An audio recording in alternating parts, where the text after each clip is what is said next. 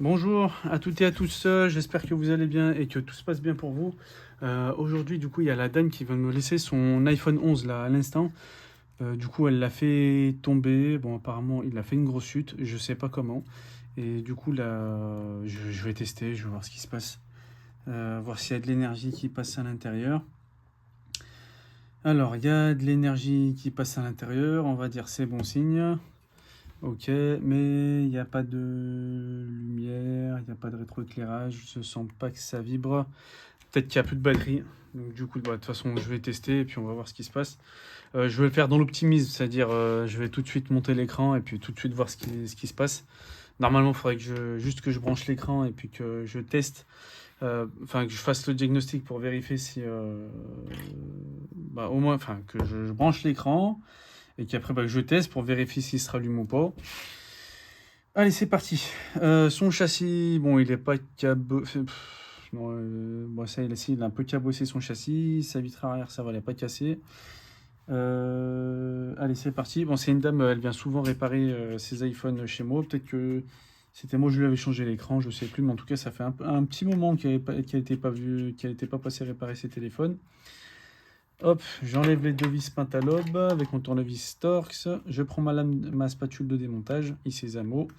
Je fais levier sur le contour de l'iPhone. Hop, tac, tac, tac, tac, tac, tac, tac. Voilà. Une fois que j'ai fait levier pour le haut, je soulève le bas de l'écran. Et puis avec ma spatule, je viens faire levier sur le haut.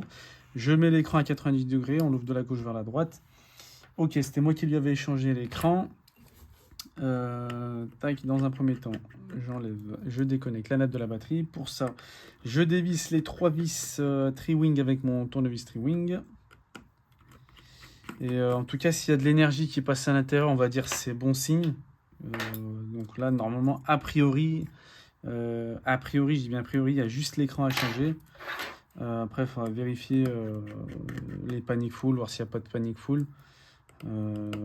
S'il ne redémarre pas toutes les 3 minutes, vérifier si tout est bon, caméra avant, caméra arrière, luminosité, le Wi-Fi, le réseau, GPS, on va faire un test général, vérifier si tout est bon.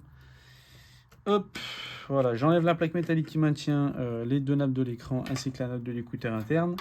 Je prends ma pince de précision en céramique non conductible pour éviter les courts-circuits.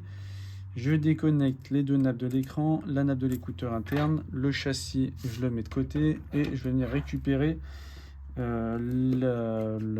l'écouteur interne, maintenu par une vis Tri-Wing et 3 vis cruciformes.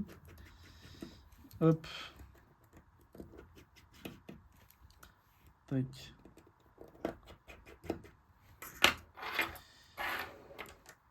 Alors je serai pas là, Ouais, c'est une vidéo, bon, je le précise quand même, je serai pas là. Non, faut que je vois encore. Tac, l'ancien écran de la dame, c'est bon. Hop, je reprends. Je prends le nouvel écran que vous pouvez trouver sur mon site internet repairiphone.com. Tous les liens sont en description de la vidéo. Hop. Et là, du coup, maintenant, je fais chemin inverse. Je remets la nappe de l'écouteur interne, capteur de proximité, capteur lunaire, capteur de réduction de bruit.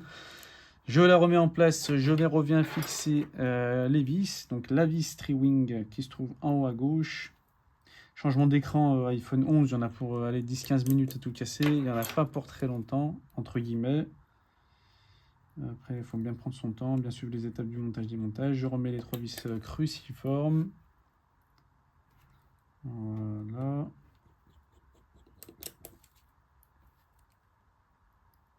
Tac. Hop. L'écran, je le mets de côté. Je vérifie s'il n'y a pas des bouts de plastique, des vis, quelque chose qui traîne sur le bord de l'écran, sur le bord du châssis de l'iPhone, pour pas que ça vient faire que ça fasse pression sur le nouvel écran, pour pas le casser. Voilà. Et maintenant, je remonte, enfin, je reconnecte les deux nappes de l'écran. Je vais reconnecter la batterie tout de suite parce que pour les modèles d'iPhone 11, j'ai pas de solution pour connecter tout et puis après en dernier la batterie. Parce que la nappe de l'écouteur interne, si je la branche tout de suite et que je branche en dernier la nappe de la batterie, pour remettre la plaque, je suis obligé, vous voyez, de soulever l'écran. Mais le problème, c'est que si je soulève l'écran avec la natte de l'écouteur interne, je risque de casser la natte de l'écouteur interne. Du coup, ce que je fais, bah, je connecte la natte de l'écouteur interne, pardon, en dernier. Voilà, alors que ce serait la batterie à connecter en dernier. Bon. J'ai jamais eu de problème. Enfin, depuis qu'ils sont sortis les iPhone 11, j'ai jamais eu de problème. Bon, alhamdoulilah. Voilà, mais bon, je peux pas, entre guillemets, faire autrement. C'est parce que c'est un peu compliqué à la mettre, cette plaque-là. Mais c'est vrai que c'est un peu mal pensé pour ça. Bon, bah, c'est mal pensé. Enfin, moi, je trouve que c'est mal pensé. Parce qu'on est obligé de forcer un peu plus sur les nappes, déjà rien que pour mettre la plaque. Donc, ça augmente un peu plus les risques que les nappes, elles se coupent. Donc, c'était pas très bien pensé pour ça. Mais bon. Après, ils ont corrigé sur les nouveaux iPhones. Il n'y a plus ces problèmes-là. Enfin, en tout cas, j'ai pas retrouvé une connexion du même principe sur les nouveaux iPhones. Donc tant mieux, ils ont corrigé ce problème. Pour moi, c'est un problème. Hop, je remets la dernière vis Tri-Wing. Voilà, qui maintient du coup la plaque métallique des nappes de l'écran et de l'écouteur interne. C'est tout bon. Et maintenant, je vais venir reclipser l'écran. Je commence par le haut et ensuite, je fais les côtés. Voilà, le deuxième côté. Voilà, enfin le bas. Et puis après, je fais un tour général.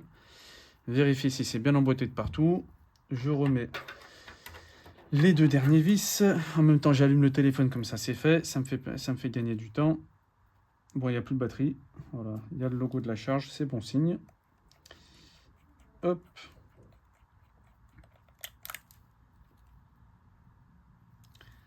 Voilà.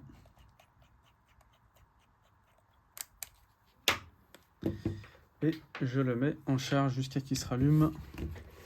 Voilà.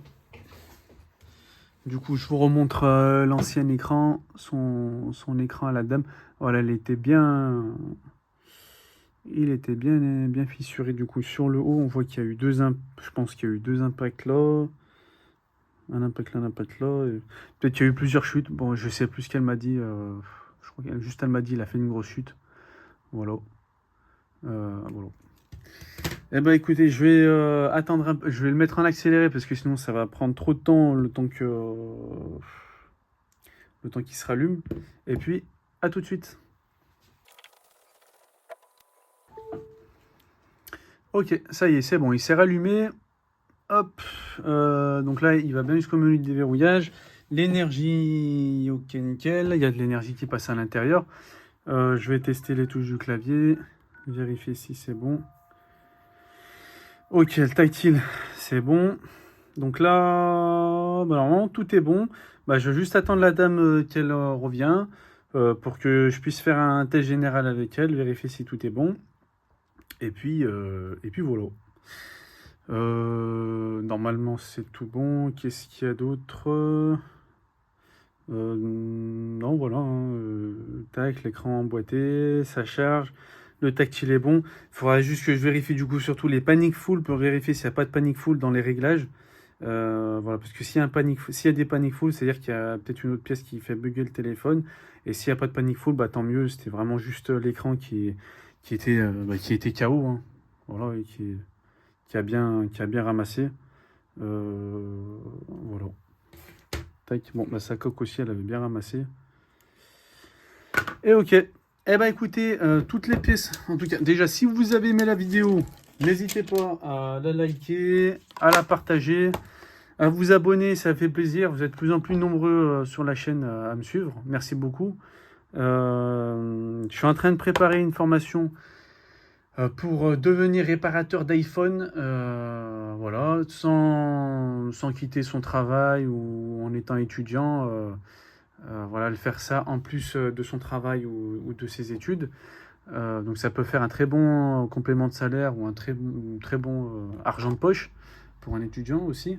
Et voilà, donc en gros, je vous explique comment j'ai fait déjà moi pour me lancer et en même temps les étapes, hein, les étapes à suivre pour devenir réparateur d'iPhone rentable, bien sûr, dans la rentabilité. Voilà. Eh ben écoutez, sur ce, je vous dis à bientôt. Oh là là, je suis fatigué, excusez-moi, c'est la fin de la journée. Je vous dis à bientôt pour une nouvelle vidéo. Salut!